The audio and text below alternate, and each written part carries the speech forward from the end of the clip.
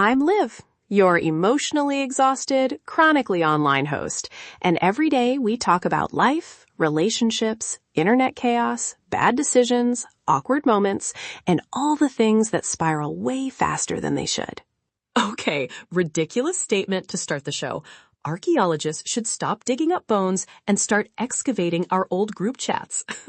Honestly, the pottery shards would pale in comparison to the receipts we found under a century of unread messages.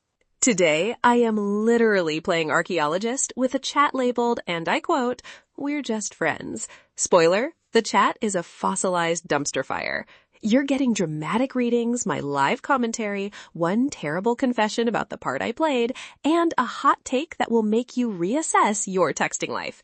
If you own a phone, this is for you. How did I find it? Fun story. I was doing a shame clean of my phone, which is me aggressively pretending I'm a responsible adult, when I opened messages and the group chat name popped up. It was 7 years old, saved as "We're Just Friends," and whoever named it clearly thought that would ward off emotional combustion. Cute idea. Also, for context, I kept the chat because A, I am petty, and B, receipts are currency, okay? Don't judge me. You would hoard receipts too if you'd ever need to prove you were right about a wild text thread. All right, archaeologists, grab your metaphorical trowels. I'm going to read a handful of messages, anonymized and slightly dramatized, and react. Quick rule, I am mercifully editing names, times, and identifying detail. This is a roast, not a trial. Ready? Message 1. You up? Timestamp, 2:14 a.m. Response, same. Then, we should hang tomorrow. Then, we're just friends though. Reading that back, I felt like a historian interpreting cave drawings, where every drawing is a person texting at 2 a.m. saying we're just friends, with the emotional weight of a tragedy. The early chat energy is classic, low commitment invitations that absolutely reek of emotional ambiguity. Message 2. Someone writes, "If you see his Snapchat, tell him I said hi." And someone else replies, "Which him?" The original resends a selfie and says, "The one in the sunglasses." This is how modern romance is documented, by blurry sunglasses selfies and passive-aggressive smiley face diplomacy. Also, note the tiny red flag. Nobody ever actually says what they mean. We perform, "We're just friends," like it's a national sport.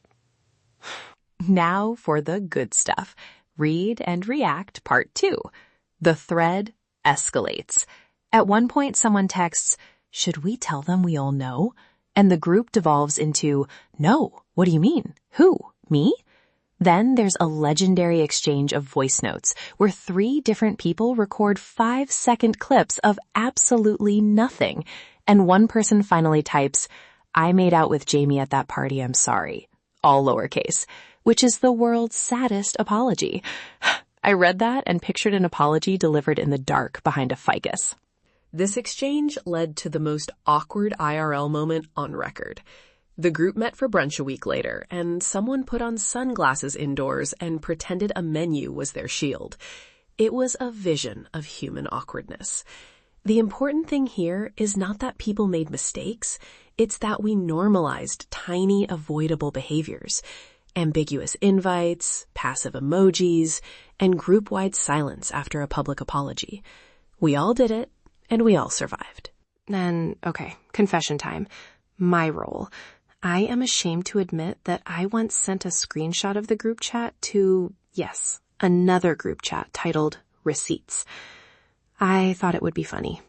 It was not. It was mean. The screenshot then made its way back like a shame boomerang, and suddenly I was the villain of my own soap opera. So yes, I contributed to the chaos. Lesson learned.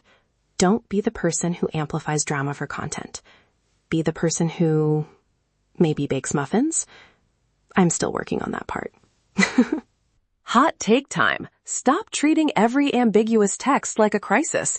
Here's my contrarian opinion.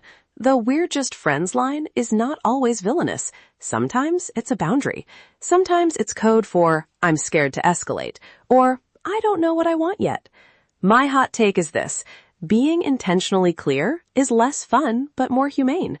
Also, if you want to avoid group chat disasters, 3 practical tips. Tip 1. If you have feelings, have the conversation privately. Group chat is a stadium for chaos. Don't bring slow burn romance to public commentary. It turns everyone into judges, and none of us is trained for that job. Tip 2. No voice notes at 2 a.m. They are legally binding. If you're going to speak your heart, do it with full daylight and a coherent follow-up text that explains the context. Voice notes are emotional landmines that explode and leave everyone blinking. Tip 3. If you're tempted to screenshot, sleep on it. If at 9 a.m. you still think it's hilarious or necessary, then okay, maybe send it. But 2 a.m. screenshots are impulses dressed as hot takes, and impulses rarely age well. Also, a softer meta lesson. Messy texts make you human. We will all send something embarrassing that gets shared or misunderstood. The best outcome is not perfection, it's growth. Laugh, apologize, learn, move on.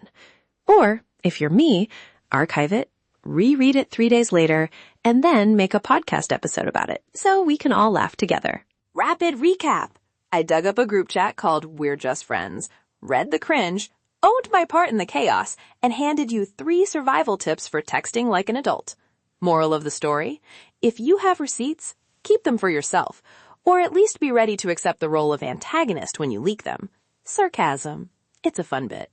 If you loved this episode or just felt a little less alone in your capacity for cringe, please leave a review and share your worst group chat horror stories in the comments or the review. I read them, I cry with you, and sometimes I use them for future episodes, with your names anonymized, of course. Leave a review, tell a friend, and if you want a chance to be shamelessly roasted on the show, say so in the review. Leave review. Tomorrow, I'll confess something even more ridiculous. Until then, this escalated quickly, and as always, stay chaotic.